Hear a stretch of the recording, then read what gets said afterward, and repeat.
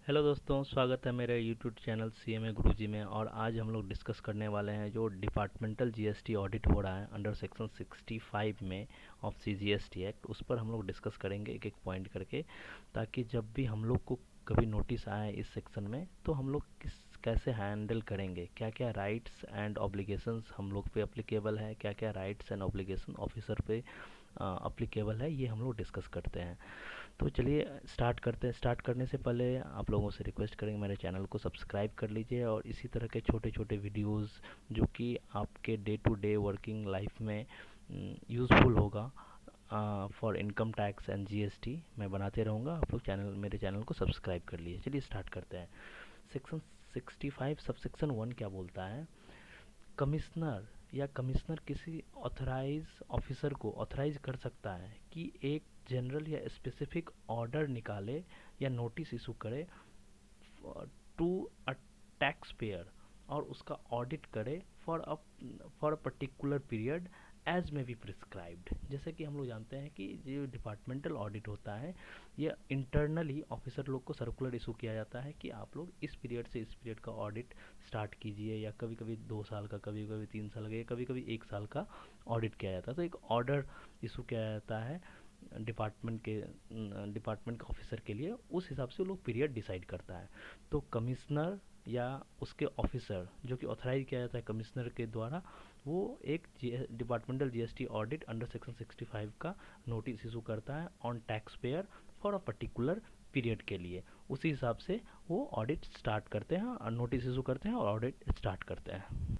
Section 65 subsection 2 में क्या लिखा हुआ है कि ऑडिट दो ही जगह हो सकता है, आइदर रजिस्टर्ड पर्सन के प्लेस ऑफ बिजनेस जहाँ पे है वहाँ पे, या जो ऑफिसर है वो अपने ऑफिस में, मतलब डिपार्टमेंट में। जैसे कि जीएसटी भवन है, वहाँ पे ऑफिसर अपना ऑफिस में बैठेगा, हम लोग को डॉक्यूमेंट के लिए बुलाएगा और वहाँ पे हम लोग ले जाएंगे, वहाँ पे ऑडिट करेगा, नंबर 1।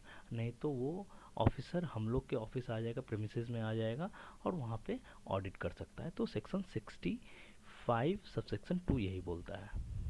सेक्शन 65 सबसेक्शन 3 यह बोलता है कि ऑफिसर जब भी ऑडिट स्टार्ट करे at least 15 day before of starting the audit हम लोग को नोटिस देना पड़ेगा, ताकि हम लोग सभी डॉक्यूमेंट रेडी कर लें। जो भी sales purchase register, GSTR 9 and 9C का जो बैकअप्स होते हैं सब हम लोग रेडली अवेलेबल करवा पाएँ। कुछ कुछ इन्वॉइसेस लगते हैं, ये सभी हम लोग रेडी कर पाएँ। तो इसके लिए ऑफिसर को at least 15 day before starting the departmental audit notice हम लोग को देना पड़ेगा।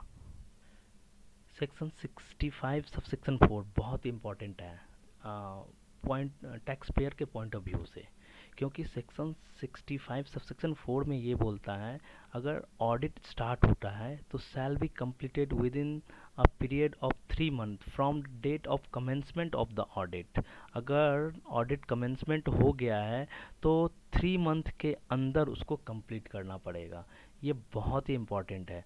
मान लीजिए आपका एक नोटिस आता है और आप कुछ डॉक्यूमेंट सबमिट करते हैं, इसका मतलब उस दिन से आपका ऑडिट कमेंस हो गया, तो विद इन 3 मंथ ऑफिसर को ये ऑडिट कंक्लूड करना ही पड़ेगा।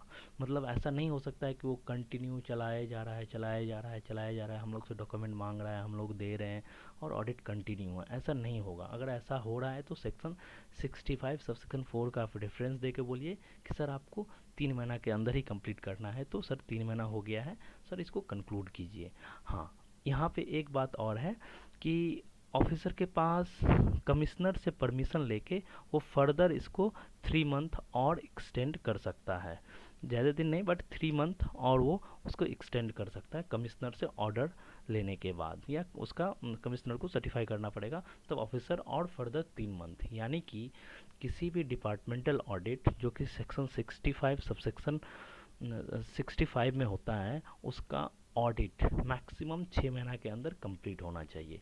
अच्छा, एक यहाँ पे और भी है एक important cheese, commencement of the audit का डिफिनेशन यहाँ पे डिफाइन किया है। इसका मतलब ये होता है कि नोटिस आया, नोटिस में आपको 15 दिन का टाइम दिया, उसके बाद जब भी आप डॉक्यूमेंट वहाँ पे सबमिट करते हैं या document make available to the officer for verification, वहाँ पे जब भी वो वेरिफिकेशन स्टार्ट करता है उस दिन को ही माना जाता है कि कमेंसमेंट ऑफ द ऑडिट हो गया है, और वो अपना वेरीफाई करना स्टार्ट कर देता है।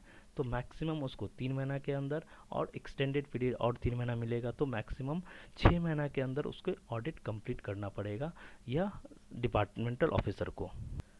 सेक्शन 65 सब सेक्शन 5 में क्या बोलता है कि जब ऑफिसर हम लोग को ऑडिट करने हम लोग के प्रेमिसेस में आए या हम लोग उनके ऑफिस में जाएं, तो जो भी कोऑर्डिनेशन का ज़रूरत पड़ता है, जो भी डॉक्यूमेंट उनको चाहिए उनके साथ कोऑर्डिनेट करेंगे, उन्हें समझाएंगे।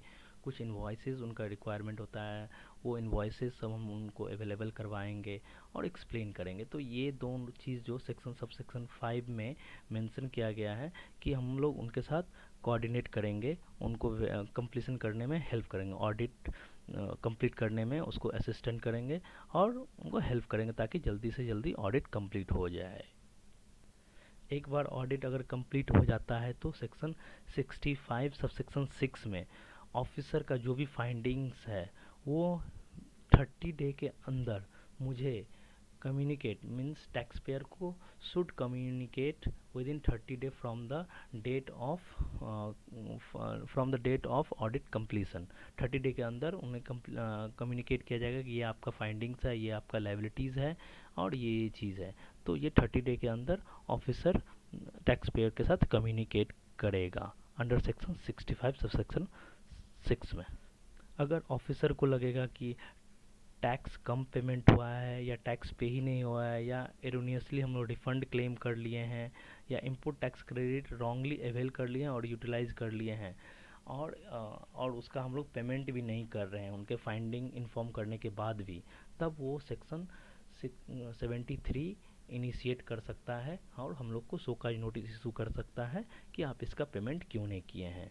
तो ओवरऑल यही रहा कि सेक्शन 65 में हम लोग का डिपार्टमेंटल ऑडिट होगा और इसमें सबसेक्शन 1 से लेकर सबसेक्शन 7 तक हम लोग के पास कुछ ऑब्लिगेशंस है हम लोग पे, कुछ राइट्स है हम लोग का और कुछ ऑब्लिगेशन ऑफिसर का भी है और कुछ राइट्स उनका भी है। तो ये सभी पॉइंट को ध्यान में देके हम लोग का जब भी नोटिस आए और उस तरह का हम लोग डिपार्टमेंटल ऑडिट हैंडल करें। इससे रिलेटेड अगर आप लोग का कोई क्वेरी रहे, स्पेसिफिक क्वेरी रहे जो कि ऑफिसर आपको पूछ रहा है और आप लोग उनको रिप्लाई नहीं कर पा रहे हैं, तो आप कमेंट बॉक्स में डाल सकते हैं, मैं आपको स्पेसिफिकली आपका उस क्वेरी का रिप्लाई कर दूंगा। थैंक यू वेरी मच मेरे वीडियो देखने के लिए। आप लोगों से रिक्वेस्ट है कि मेरे चैनल को सब्सक्राइब कर लीजिए। Thank you.